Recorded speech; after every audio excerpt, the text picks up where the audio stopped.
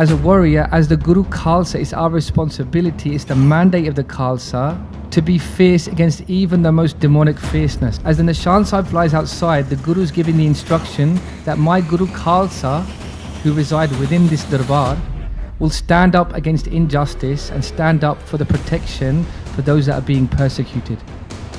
That's the mandate that we accept as we come into the Khalsa. We wear shastar. This isn't an ornament. This isn't here as some sort of decorative display or some fashion. It's by the blessings of the Kirpan, by the Kirpa of that which gives us man, the Kirpan, that which gives us honor, that many people to this day, that they walk freely practicing their dharma because they were not overrun by another. Param Satkaryo Guru Khalsa Sad Sangat Ji, Gaj Vaj ke Fateh bulao, Vahe Guru Ji ka Khalsa, Vahe Guru Ji ki Fateh. We're all blessed to be in the company of Sri Guru Hargobind Sahib Ji Maharaj in their 11th, in their eternal form, our Guru, Jagat Guru, Sahib Sri Guru Granth Sahib Ji Maharaj. As we come together to celebrate the avatar, the coming to the earth of the 6th form of Sri Guru Nanak Dev Ji, Guru Hargobind Sahib Ji Maharaj. As we come together to learn from the teachings of the Guru, Guru Sakhi Jota Pargat hoye, through the teachings, through the sakhia, through the sakhia, through the Gurbani, Pargat hoye, Guru Sakhi, through the Guru's teachings, Jot, that light that is inside each and every one of us, Pargat hoye, becomes Pargat. And as we have this time together, this precious time, we should understand that whilst we're here to learn about Guru Sahib's itihas, whilst we're here to take the fragrance of Gurbani, that Guru Sahib should let this grace upon us, that through their kirpa, this Shabad can give us a teaching, a sakhia. The truth of the matter, at least for me, is that this journey is an inward journey, that we're here to find out about who we really are inside. And this is really important that we understand this, that we approach our sakhia. When we come to the dharamsal of Guru Nanak Paatshah, Tis vich tarati tha parakhi dharamsal. As we come into the dharamsal, we have got to unlearn certain things that we've been miseducated for. You see, in our vocation, in our school, in our career, our education has been there to advance us in this world. That we should perhaps qualify to go to a university. That university then should permit us to apply for a certain job. And through that entitlement, we could then find ourselves advancing into a career. But the sakhia which we're going to learn here, the sakhia that we come into the Guru's darbar, is to give us rakhya, is to give us that protection, to give us that teaching. What teaching is that?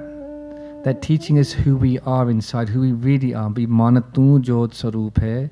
But you're not your job, you're not your house, you're not your possessions, you're not even the relations that others define you by when they call you dad or when you call someone mum. That we're not any of those things, that we're a light, that this jod connects each and every one of us. And so the purpose here as we come together is to undertake an inward journey. When so many journeys are being undertaken outwardly, when we come before the Guru, we're here to undertake that Tirat, that yatra within. Tirat na ban jao, Tirat naam hai. Tirat sabad bichar, antar gyan hai. Maharaj just explains that in the other faith, in the Sanatan Dharam, there are 68 places of pilgrimage people would go to.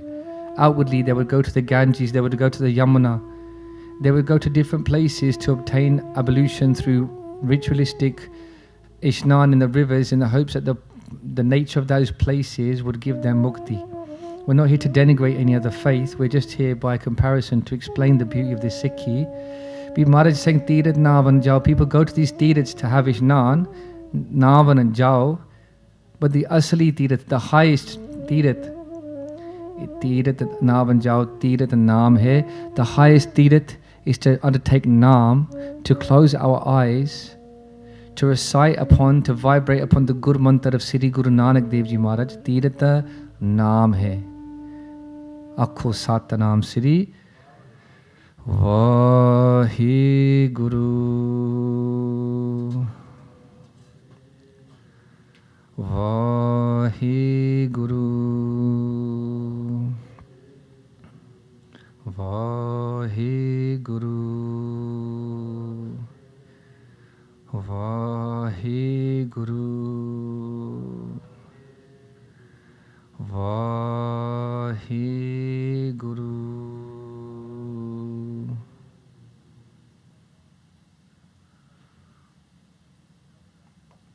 That the real purpose, the real journey we must undertake, the real education, therefore, is the opposite as to how our minds have been programmed to receive education in the world. This education won't foster you an entitlement to a certificate, but it will give you a warmth, it will give you a love, it will give you a taste of what it means to sit in the Sangat of the Guru, that we can open up our hearts from a place of gratitude and say, yo, I could be anywhere right now, but Maharaj, in your kindness, I find myself sitting in the company of the Guru. Bin Pagga Sata Sangat na labbe. To be here is by the blessings of the Guru. Without great good fortune, you'd probably be somewhere else right now. And we don't say that from a place of arrogance, because it's not through entitlement or through our efforts, it's by the grace of the Guru. So before we get taken by our ego, we should open up our hearts from a place of Shukrana, a place of gratitude, and say, Maharaj, thank you for bringing me here today.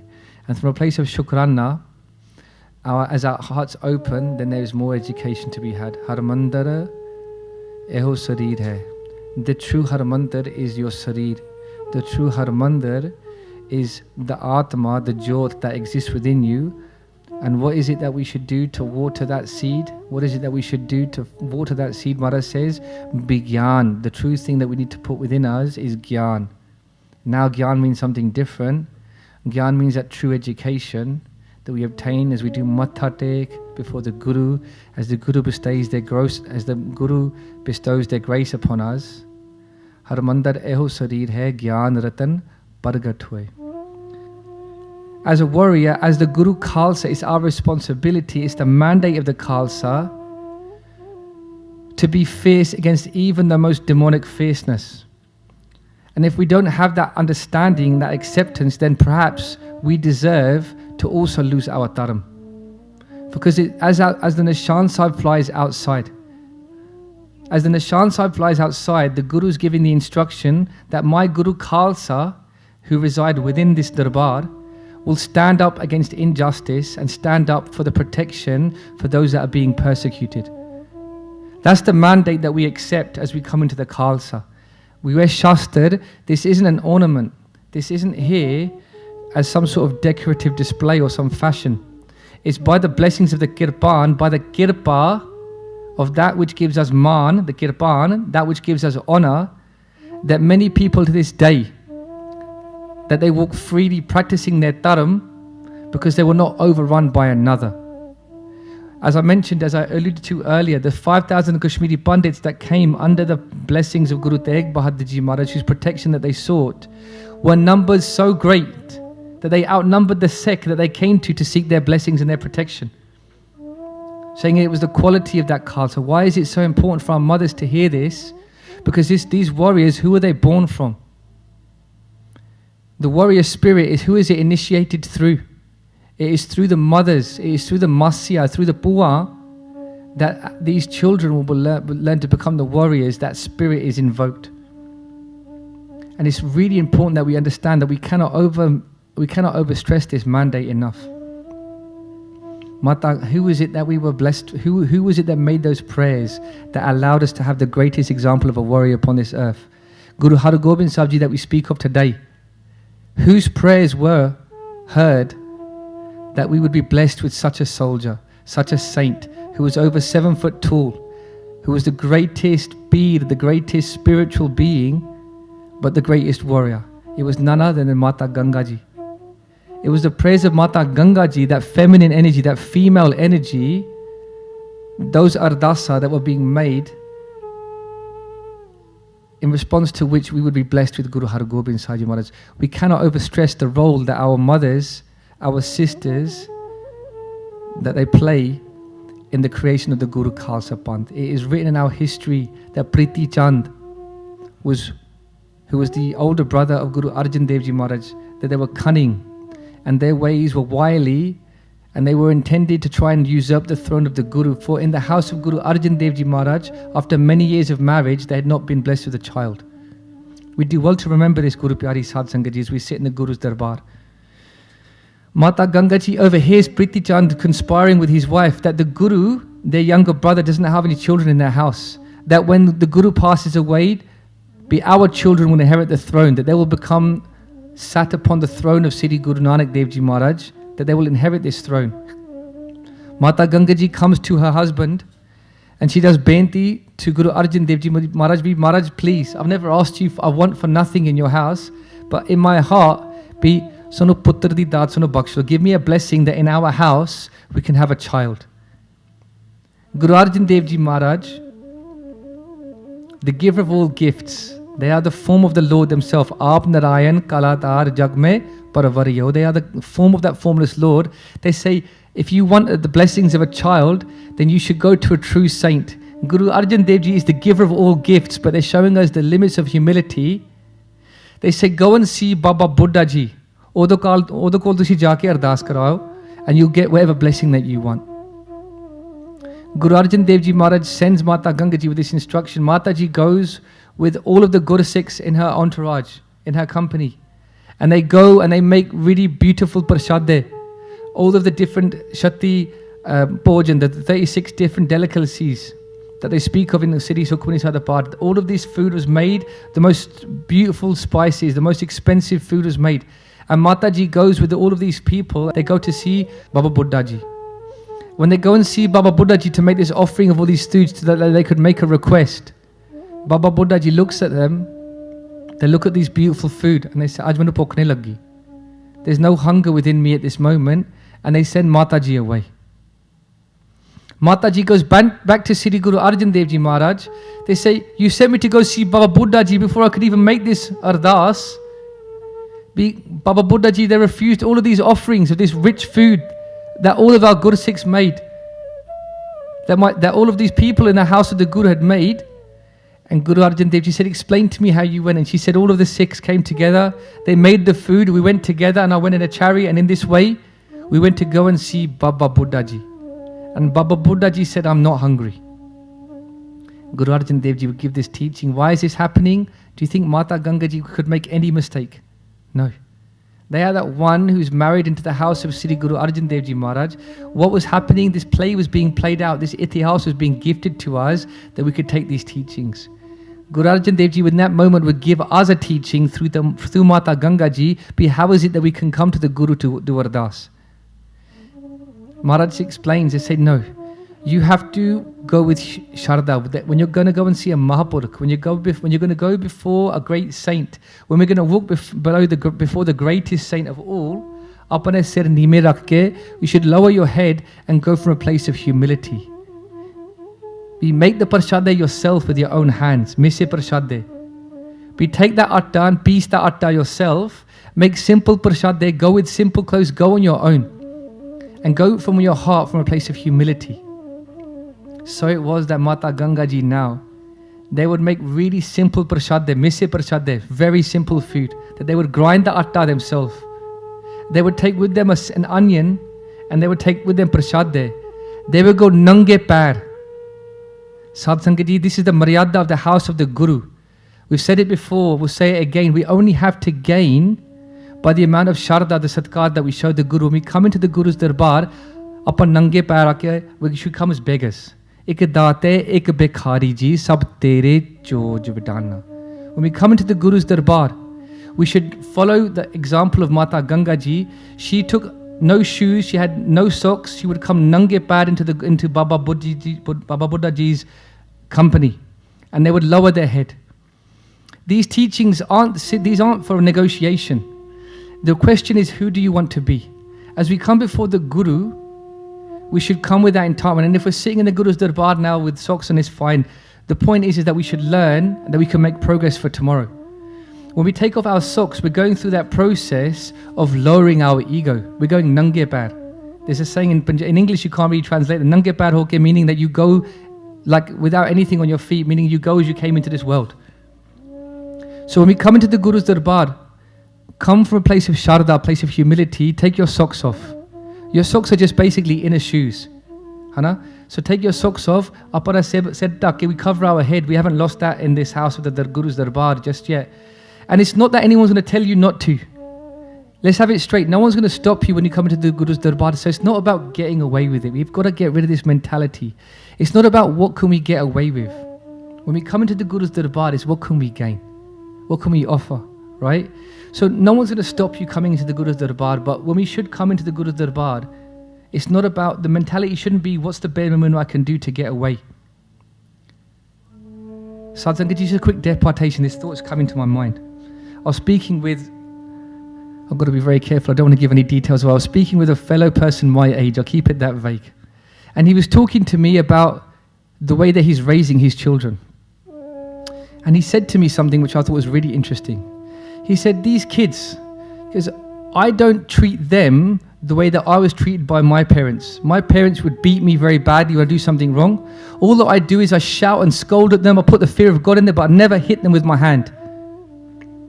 And so what he's done is very interesting. He's taken the worst example that he could possibly think of, and we'll call that 100%, right? And he said, because I'm not at 100%, he's lowered himself to 96%. He said, I'm not anywhere near as bad as what I got treated. And I said something to him. I said, what gave you the right to take the worst example as one that you've got entitled to measure yourself by? Shouldn't we be taking ourselves as our best possible beings that we can be? And he was completely gobsmacked, because up until that moment, he was in a comfort zone that he'd created for himself. That I'm not as bad as this person. But who gives us the right to choose the worst examples as a safety mat against whom we should measure ourselves by? Why do we look at what we did as an absolute worst case scenario yesterday to measure ourselves against as progress today? What we should be doing is measuring ourselves against the infinite possibility of good that we could do if we get the Guru's bakshish. And as we look around our friendship circles, we're so keen to measure ourselves against somebody else and say, I'm not as bad as that guy, it's okay, just give me one more.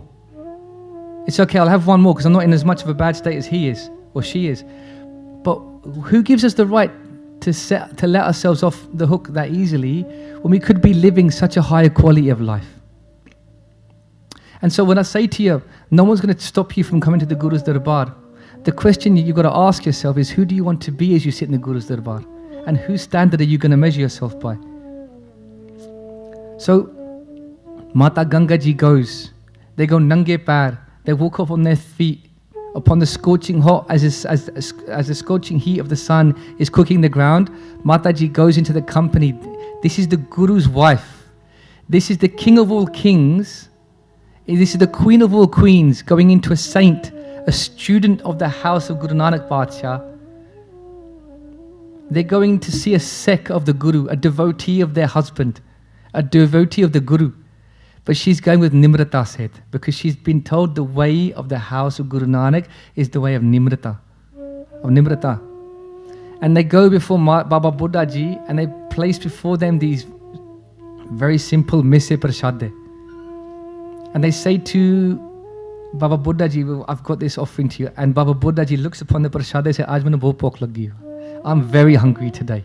And they take those prashade very heartily and they start to eat their prashade.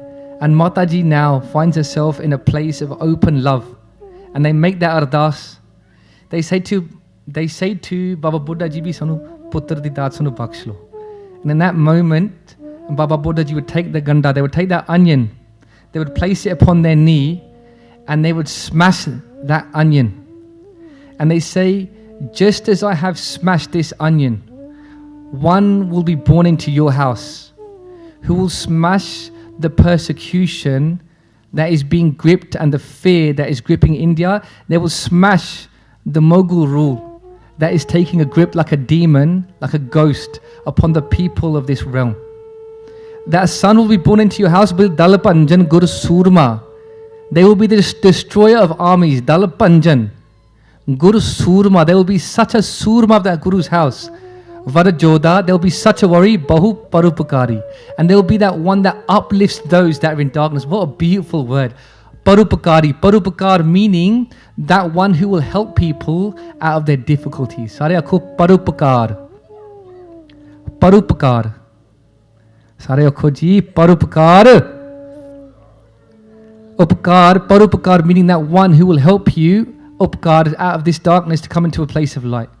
Dal Panjan Guru Surma Varajoda Pahu Parupakari. That there will be one that will liberate those who are bound.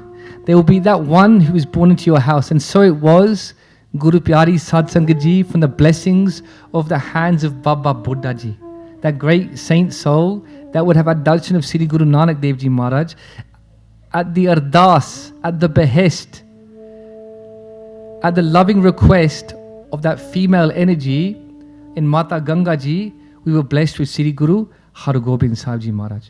Guru Pyari Sadsangat Ji, as mothers, as sisters, we have to ask ourselves, what ardasa are we making? Because in the house of the Guru, let's have it straight, whatever ardasa you make, they will be safala, they will become fulfilled. Birti kade na hove, Janki Ardas. Says the Guru, Birti kade na hovi, Janki Ardas. In the house of the Guru, whatever ardas that you make will be fulfilled. The question we have to ask ourselves is, how many things have we asked for that we have received and they've left us no better than we were before? Bi denda de lende, thak pai, juga jugantar, khahi khai. Guru Maharaj explains, Bi denda de lende, the giver, de lende, they give us so much. Before they get tired of giving, we get tired of receiving all of our presents. Denda de lende, thak pai. Lende, the one who's receiving all the gifts of the Guru, or thakon janai. Before we get tired of asking, we've run out of opportunities to receive. The question we have to ask ourselves, Guru Pyare Sadsangat Ji, is what are we asking for? Be akhe mangehe dehe dehe. Guru Maharaj makes it plainly clear. Akhe mange dehe de, daat kare datar. Wherever you ask for, akhe meaning to speak from your mouth, akhe mangehe dehe de. You'll get exactly that. Daat kare datar. This is the nature of the giving being, which is Parameshwar Vaheguru. The question we have to ask ourselves is, what are we asking for? And if it's so foreign to us to ask for what we're speaking about in terms of raising warriors in this house, we have to ask ourselves, how are we conditioning ourselves? For there are many, many mothers that are doing their ardasa every day. That in my house, may a warrior be born. May a warrior princess be born. Not just a warrior that can carry arms, but a warrior that can stand up against injustice, that in a classroom won't succumb to that peer pressure of just having to fit in. May there be a warrior in this house that we stand up against injustice and always lift dharam. Sadsangat Ji, I remember, again I will leave names out, but I witnessed this, and it was such a beautiful thing to witness, that in a school, a private school just not far from here, a Singhani has raised such a beautiful soul, such a beautiful princess, that she's the only Sikh girl in this school. And as she walks around the playground, this is narrated to me, that all of her friends are becoming vegetarian, because when she doesn't eat meat, she explains to them the beauty of her dharam. All of her friends are going home and they're saying, we don't want to cut our gears. And all of these girls, this young girl's friends are going home and they're saying to their mother and their fathers, but we want to keep our gears. We don't want to cut our hair. This is a gift to us. But why is it a presumption that as our children go into school that they've got to conform when the teachings of the Guru are above anything that anyone else is going to receive outside? When are we going to learn that we're not here to fit in? How many of our youngsters are we going to meet with names like Simon and Terence before we realize that actually we've been trying so hard to fit in? How's that working out for those youngsters that we're giving them a mixed identity, and they're coming into Sikhi realizing that they've been sold a different narrative, and then they're saying to themselves, this beautiful good Sikhi's been with me all the time. How's it worked out for any of these experiments that we've seen? Anybody got an example in their mind of someone that they know that's so much better off from being sold a different narrative than the culture of the Guru's Sikhi? No. So the question we have to ask ourselves is, if that's so far from our own mindset, then we have to start listening to Itihas. We need to make it really clear, Guru Pyari Sadsangat Ji, Itihas will inform your focus. The way that you see things in this world we spoke about this just a few months ago. The way that we see this world is not objective. It's not objective. The way that we see this world is a completely subjective reality. The way that I see this world compared to Tajinder Singh or anyone else will be entirely determined by what you have been focusing on up until the day we both look upon the same thing. Up until the day that we both look upon the same thing, what will determine what me and you see in that situation will be purely what our focus has been up until that day, or what we can call mental training. And if you've been exposing yourself only to a certain mindset of negativity, then in that situation you will only see opposition. Whereas if you've been exposing yourself through the Khalsa Maryada to the teachings of the Guru, all you will see is opportunity.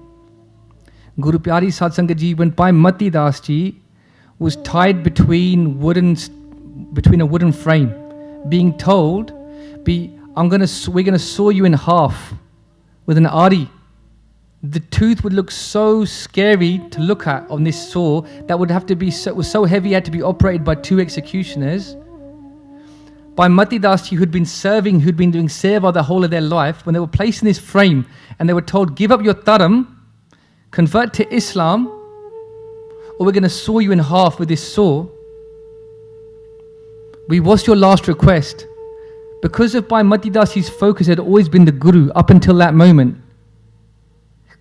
When given an opportunity to evoke a last request before they would receive the saw ripping through their bones and their flesh, because their focus had been the Guru up until that moment, Bhai Mati Das Ji's only request was that the frame should be turned because their Guru was out of view in the pinjri, in the cage. They said, could you just pivot this frame that you've got me tied to, that as this saw rips through my body, that I can look upon my Guru. What would our thoughts be in that moment, depending on our conditioning, our focus up until that point? Sad Sangat Ji, how many altercations have you been in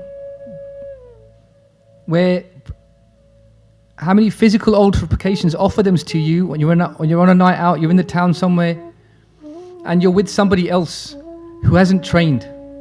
And in a situation where you're both being confronted by the same demon, but the person that's done martial training sees an opportunity here to practice their art. Whereas the person that hasn't trained is worried about what's going to happen to them. How can the same situation invoke fears in one person and opportunity in another? Because how you feel in any given moment is a consequence as to what your focus has been up until that time. And I'm giving that martial example, but really it's a matter of us looking at our anxieties, our fears in whatever fight we're fighting day to day. I'm not just talking about the sword and Shastra Vidya and Pentar on the battlefield, but if we wake up in the mornings and the day presents itself as an obstacle, how am I going to get through today without feeling this way? And if that's how we're feeling when we wake up in the morning, we've got to look at ourselves and be honest. If we're honest with ourselves and don't blame the world for how we feel and take responsibility that, I'm not listening to any katha. I'm not conditioning my mind in any way that's going to be constructive towards my well-being. If we're not being honest about that conversation, then tomorrow will be the same as yesterday. Now those words be Gur Sakhi Jod Paragathoy. Let's start listening to Katha, my friends. Not because we've been told to, but because I want to be happy. Let's start coming to the Guru Kar, not because I've been told that it's the right thing to do. It's that too. But let's start coming to the Guru Kar, that we can take that function for what the Guru Kar is, that it will give us that Anand. Sare ko Anand. Guru Pyari Sad Sangat Ji, there's many swear words that will roll off of our tongues in the right environment. We asked the Sangat to say Anand, and everyone's struggling. I'm going to go again. East London. Yeah. Sare ko Anand. Anand meaning joy unequivocal. Joy unequal to. Joy, the likes of which will make you cry tears that will never stop flowing as your body shakes with love. Is that even on our agenda? Are we even thinking about that's where we want to be? Anybody cried tears of joy? Put your hands up if you've ever cried tears of Anand. No elbows, people. Anybody cried tears of Anand? Guru Pyari Sad Sangat Ji, we have to be looking for this. If we're not looking for this in this life, we're selling our opportunities short, right? I often use this example and I say it and it always rings true. Some of us are sitting in places of privilege in terms of our successes in this world, that if somebody told you you'd be sitting in this situation 5 years ago, you'd rip their arm off, say, I'll take that in a heartbeat. Be that I had this much property, that I had this much equity, that I had this much in the bank, that I qualified to go to this university, that I graduated in this way, that I managed to marry this person. If somebody told us that we would be living the way we are right now 5 years ago, we would take that deal in a heartbeat, and yet we find ourselves in a situation beyond our wildest dreams, and yet we find ourselves absent of Anand because all we were looking for were just those things. Maharaj explains this, they say, Sarab Sukha mein pa liya, Sarab Sukha mein pa liya, Sarab Sukha mein pa liya, har jevad na koe. They say, Guru Arjan Dev Ji speaks to us all as their children. They say, Sarab Sukha, all of the sukh of this world, mein pa liya. Because they're the giver of all sukh. They're sukh den wala. They're the ones that have created sukh. They gave us sukh money the part. Sukh money sab the part. They say all of the sukh in this world, that emanates from the Guru's joli. But har jevad na koi. They say, know it to be true, my people. They say, har jevad, that if you take the name of God and you install that in your heart, har jevad na koi. Nothing is on that level. Literally, jevad meaning on that level, equal to. Har jevad na koi. Nothing can match that. Dalapanjan Guru Surma Varjoda Bahu Parupakari. If our minds are not conditioned to want to create warriors in this world that will light up the darkness and bring happiness and relief and love to all those around us, then we need to consider what we're studying. We need to consider what we're studying, and that's all that we need to do. If we change our focus, Jo manate ke paramanate sa, Jaisi mansa Desi Dasa. Maharaj explains this. They say Jesi Mansa. Whatever your thoughts are in your mind, Desi Dasa. That's how it's going to be for you. Jesi Mansa Desi Dasa. Whatever you choose as your focus day to day, that is literally going to program your reality. I gave an example and it proved to be quite fruitful. I think a video went viral on social media, on YouTube. We did a detailed gatha. So I'm not going to recount that same gatha. But there was an example of just last year when a Sikh girl went missing, and she was only 14 years old. And this thought really provokes my mind. It makes me really realize how important these teachings are. Be Jesi Mansa, be your reality. Your Mansa means thoughts. Desi Dasa, that's how your thoughts, what you're exposing yourself day to day, whether you're listening to Katha, whether you're listening to Gurbani, Jesi Mansa, Desi Dasa, that literally will translate to your reality. A girl went missing just last year, or maybe the summer before last, and she was only 14 years old. There was rumors that she had been taken in by a gang of people, and they would be treating her in an unladylike manner, we should say. She was being groomed. We all know what I'm referring to. And the police would only get involved after 24 hours, and anybody that knows 24 hours is a long time as a mother, as a parent, to know that your child has been taken away. And so the Singhs get together. They decide that they're going to go and look for this girl. So they put out calls to everybody, and in a small cafe in East London, all of the Singhs and Singhs, they get together and they start to arrange this search party that's going to go out to look for this girl. And it's about 11 o'clock now, and the Singhs have gone out and they've heard a rumour. They've got wind that this girl has been spotted in Brixton town, which is about 2 hours away. And it wasn't the summer. It was like winter. It was like February, 18 months ago. And it was dark. By the time everyone got to Brixton, it was about 1:30, 2 o'clock in the morning. And it was dark, it was dank, the streets were cold. If anyone's been to Brixton before around that time, there's a street of nightclubs. And around that time, all these neon lights are on, and everyone just sort of piles out of these nightclubs at that time. And so everybody's coming out of these clubs, and they're drunk, and there's women dressed inappropriately. There's a smell of urine in the air as people are like doing a wee on the wall. And there's like vomit, and there's like people with like innuendo. They're making comments because there's all these Singhs, some of them in Bane. And it's like there's a vibe, it's about to kick off, and the Singhs are going up the tower blocks, knocking on the windows of the doors that have got lights on, saying, "Excuse me, have you seen this girl?" They're giving out leaflets trying to find this girl desperately that's been missing for about 9-10 hours. And as this is happening, as we're standing at the bottom of one of these tower blocks, I was there, I remember being there vividly, and I hope that I never forget this. As we're standing there, as the Singhs are going up to the tower block trying to find this girl that's gone missing through giving out posters and so on and so forth, one of the guys is in despair. He gets really upset and he goes, look at me, look where I'm stuck, man. He goes, it's 2:30 in the morning, I was sitting at home just a few hours ago, I was having dinner with my family, I was watching TV, my daughter was sitting on my lap, I was having a good time, got this phone call, and now I'm stuck in the middle of Brixton, it's the middle of the night, I've got urine and feces around my ankles, I've got women dressed inappropriately walking across my face, I've got guys making lewd comments about us, how have I ended up here? I'm stuck, I'm in Nark, man. I was having such a good evening, and now I'm going to get home at 5 in the morning. My missus is going to be upset with me. I'm going to get cold looks from her in the morning. Why were you out all night? Adirat, you've been out with your friends. What's going on? Because I'm stuck here, man. I just wish I hadn't got that phone call. And everybody gets despondent and they put their heads down. I was there when this happened.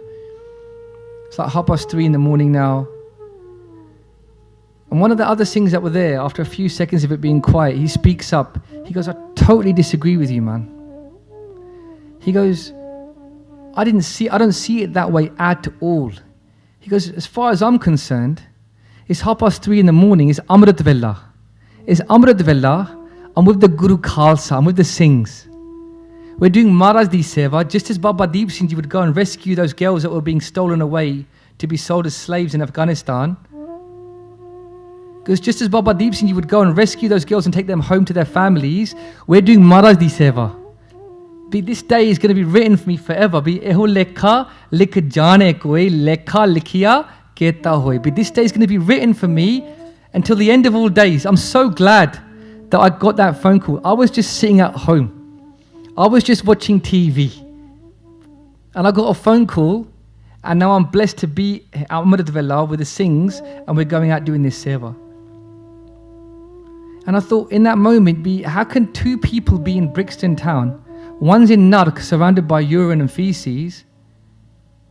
One's in hell, surrounded by this disgusting situation. And the other one is in Sachkhand. He's in heaven. He's like, we're doing Mardi Seva. Jo man dekhe, paramanate sa. Depending on how you choose to see things, paramanate sa. That will determine your objective reality. Your reality is not objectively defined. Says Guru Maharaj, Jaisi Mansa, depending on your thoughts, Desi Dasa. Satsanga Ji, the question we have to ask ourselves when we hear about the idea of raising warriors, if that seems so foreign to us, because all we're worried about is private schools and making sure that our children don't even have a hair on their body challenged, if that's where we're at in our minds, then we've got to look at our focus. We've got to look at that and understand that we've been exposing ourselves to just a way of apathy. And that's cool too, because at any given moment you can change your focus. When I was sitting in the group of those Singhs, all of those Singhs were in Nark with the other Singh, right? When they heard the other Singh speak, they were in Sachkhand. Have you seen this girl? A renewed energy as they took that teaching from that one that had been listening to Katha.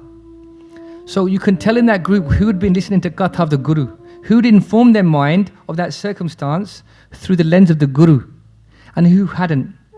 But here's the really beautiful thing, Satsanga Ji. When you're in the company, imagine that we're all that person who's unpar, who's uneducated from the Guru's teachings. Just put ourselves, we're all that first person for an example, right? That first person immediately changed their soch when they heard the second person. What does that mean? It means it's not late for any of us. That when we find the Sangat of the Guru, when we start spending company in the Sangat of the Guru, that the fragrance, the teachings, the sakhia, the focus, the lens of the Guru Khalsa will become your focus too. And I think that's really beautiful. Because Maharaj is giving us, they're saying to us, when you find the Sangat, even if your mind is not set right, if you haven't got the right mind set, you can set your mind right by being in the company of those whose mind is set. I'm going to say that again. That even if your mind isn't set because you've exposed yourself to a life of negative thinking, because you've been raised in a very negative mindset, because when you come into the Sangat of the Guru, the fragrance of that Sangat can change you too. Nadiya atte vaha.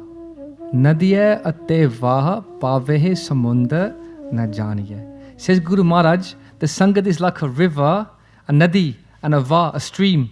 Nadi at their va, where do they go? They go to the sea. That's where they're ever going to flow to, ever flowing towards the sea. You can't stop that current. You might not be that river. You might not even be worthy of being that river. But when you jump into that river, the river doesn't judge you. The current will take you where it's going to go anyway, beyond discrimination. Which is why, Sadh Sangat Ji, when we're lucky enough to come into the Guru's Hazuri, nearly every time when we start Katha, you hear me say pretty much the same first sentence, and you'll notice it now going forward. And that's not because I haven't got anything else to say. It's because it's the most important thing I can think of to begin this vichar, this journey together. We say we're all so lucky to be in the company of the Guru. Why? Because we are of ourselves not worthy of anything. But when we come into the Sangat's current will take us there. Akho Satanam Siri. Vahi Guru. Vahi Guru. Vahi Guru. Vahi Guru. Sadh Sangat Ji, let's look to Mata Ganga Ji. By the ardas of Mata Ganga Ji, by the ardas of Mata Ganga Ji, we're blessed with Sheme Paatshah, the sixth king, Sache Paatshah. They are affectionately referred to as Sache Paatshah, the true king. Why is it so? Just a quick Sakhi before we finish up this vichar, this time together. The Emperor Akbar would hear that Guru Hargobind Sahib Ji was called Sache Paatshah. Many times over, they would hear. And they would speak with Guru Hargobind Sahib Ji. They would often go hunting together. And they say to Guru Hargobind Sahib Ji Maharaj, they say, why is it is my Raj a Jhutha? I am also a king in this world, but they don't call me Sache Paatshah. They call me Raja. They call me Paatshah, but they don't call me Sache Paatshah. They call you Sache Paatshah. Why is it that they refer to you as Sache Paatshah? And Guru Hargobind Sahib Ji says, in the days to come, you will get your answer. And Akbar, they speak to their courtiers. They say that when anybody comes into our encampment and they're asking for Sache Paatshah, send them to my tent. Let them come to me. Let them come to see me to see whether or not I can be regaled as that true king with the same name that is given to Guru Hargobind Sahib Ji Maharaj. And what would happen is that a grass cutter would come. This is from the Tika of Gyani Gurbachan Singh Ji Khalsa Pindrawala. You can read it in the Pehli Poti Tika. It's also referenced, this Sakhi, this Itihas, in the Guru Pratap Suraj Granth by Kavi Santokh Singh Ji. That this grass cutter, who'd never had sight of Guru Hargobind Sahib Ji Maharaj, they come to see Guru Hargobind Sahib Ji. They've been cutting grass, earning their kirt over these days. And over a long period of time, they've managed to save up this gold coin, this taka. And they go to give this to Guru Hargobind Sahib Ji Sache Paatshah as an offering to that Guru's house. And what happens as they come to that place where they hear that Guru Hargobind Sahib Ji is now? They ask the guards, they say, where is my Sache Paatshah? Where is Guru Hargobind Sahib Ji Maharaj? And the courtiers have been told to send this person that asked for Sache Paatshah to the tent of Akbar, the emperor. And so they go and they, maaf karna, it's not Akbar, sorry, Sadh Sangat Ji, but Jahangir. So they go into the tent of Jahangir. Forgive me, I said Akbar a few times. I meant Jahangir. Akbar was a previous Paatshah from a previous time. They go into the tent of Jahangir and they place the coin, the taka, before the emperor, thinking it is Guru Hargobind Sahib Ji Maharaj. And that grass cutter, they pay so much respect to Jahangir, mistakenly thinking that it is their Sache Paatshah, their true emperor, Guru Hargobind Sahib Ji Maharaj, that Aurangzeb is really, Jahangir is really impressed with their obeisance. They say, Kosh Mangalo, ask for something from me, your king. And that grass cutter, whose name is not mentioned in our Itihas, they would ask for something that really explains why we sit before the Guru with such humility, whilst we sit as beggars before the Guru.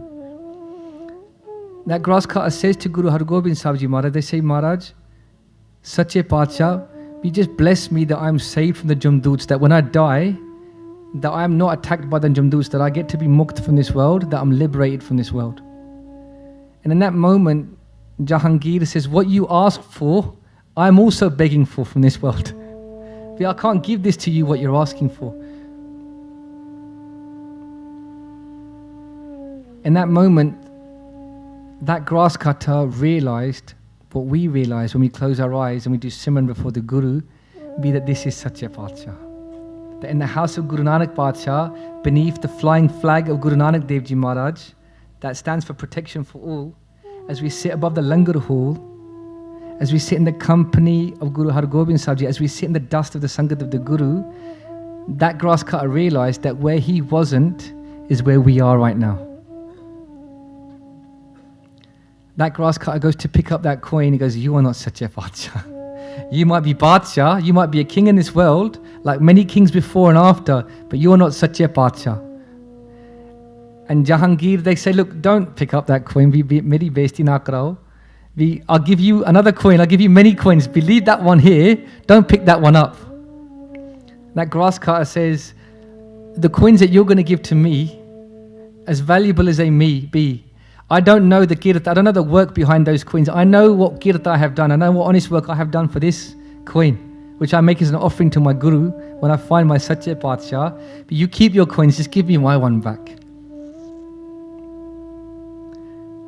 Jahangir would follow that grass cutter as he would leave, looking desperately for Sache Paatshah, Sahib Sri Guru Hargobind Sahib Ji Maharaj. And they would follow that grass cutter as they would go into the nearby tent of Sache Paatshah.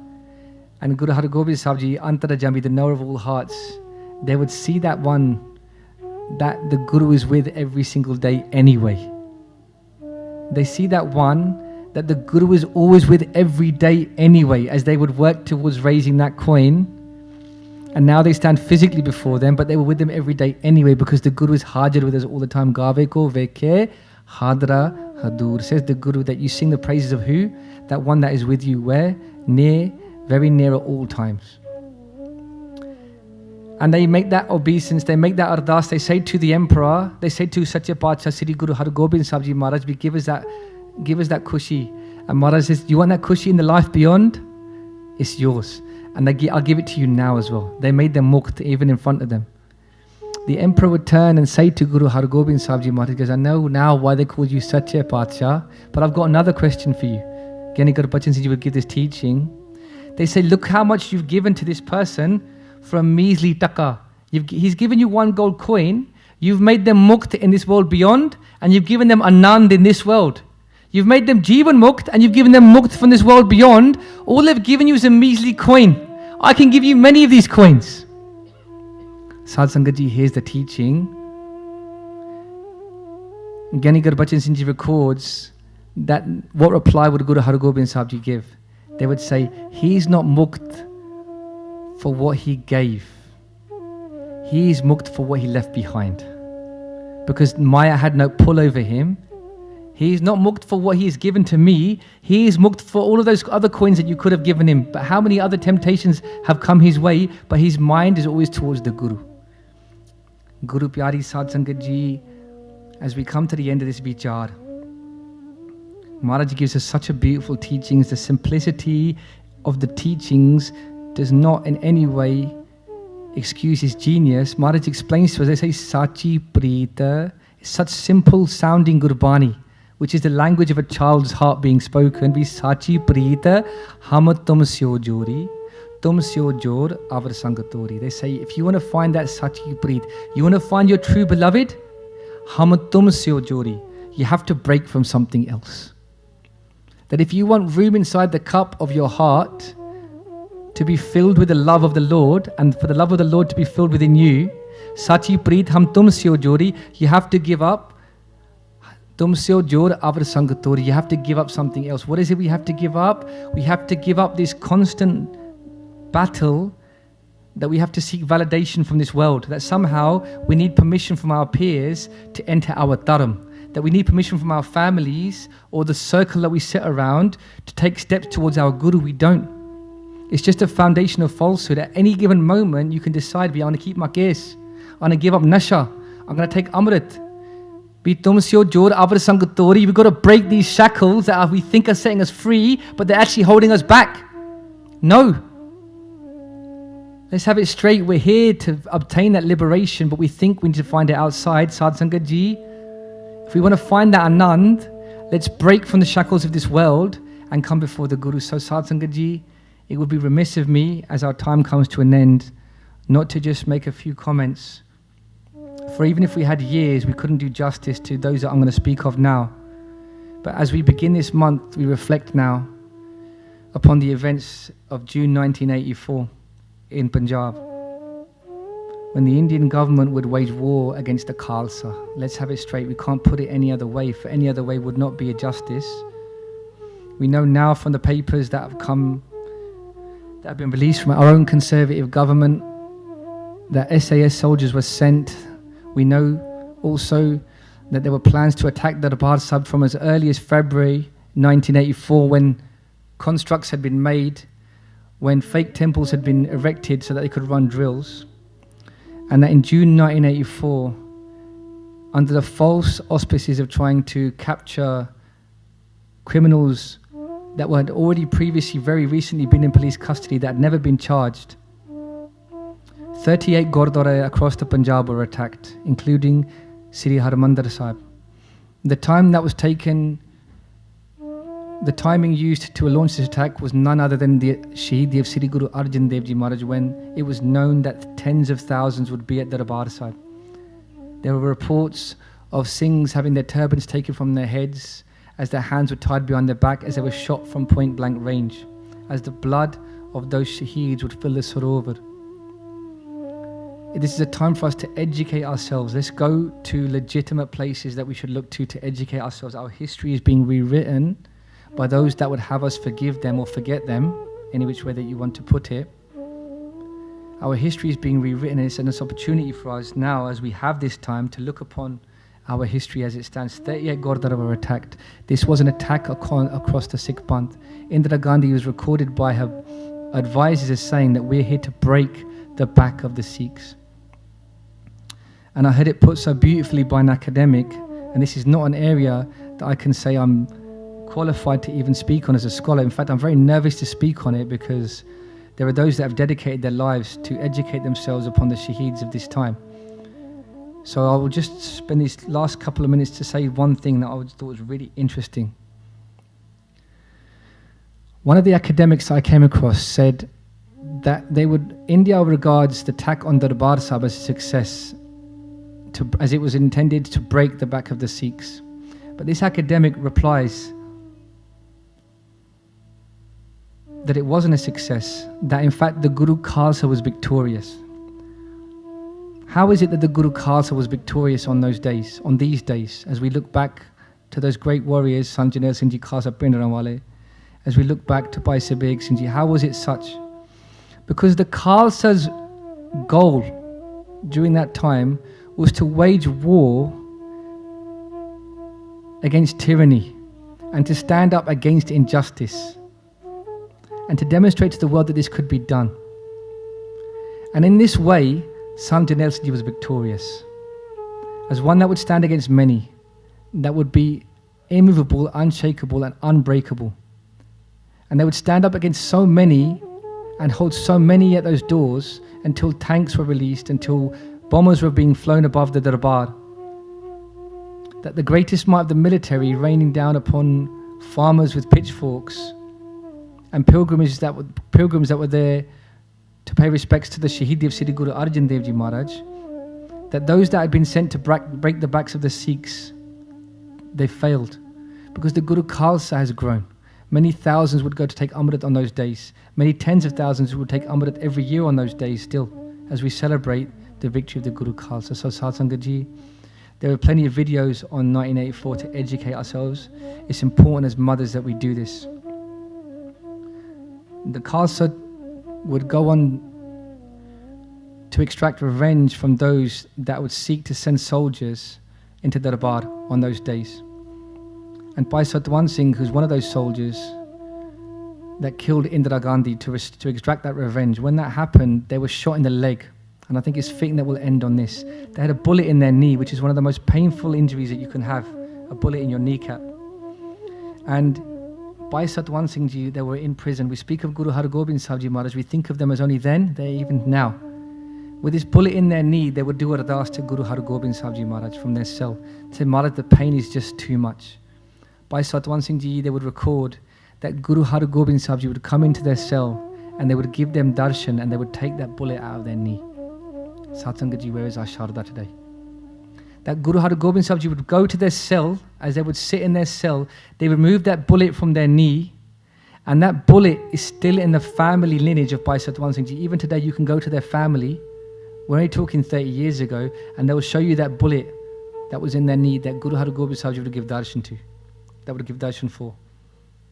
So Satsangat Ji, we've spoken today about Guru Hargobind Sahib Ji Maharaj. You are the Sangat of Sri Guru Hargobind Sahib Ji Maharaj. We've spoken a little bit about our focus. And even if our focus is not where it should, if our focus is where it should be and we're making progress towards the Guru, fantastic.